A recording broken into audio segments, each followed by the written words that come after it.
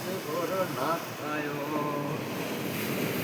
जय महाकाल। गंगेश्वर महादेव की जय। गंगेश्वर महादेव। ओम नमो भगवते वासुदेवाय नमः।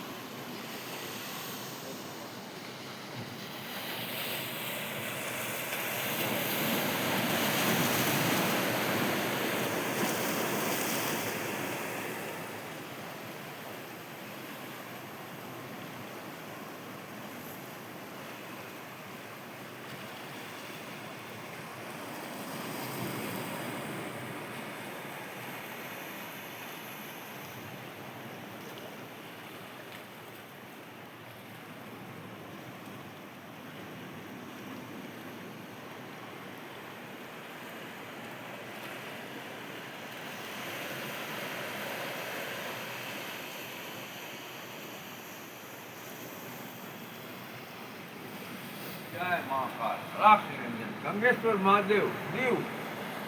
जय महाकाल। ये गंगेश्वर महादेव है।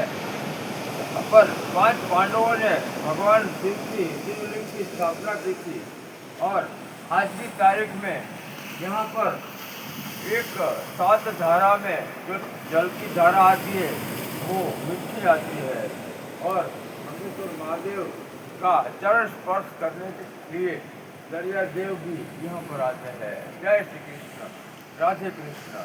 जय गंगेश्वर महादेव। ओम नमः शिवाय। जय महाकाल।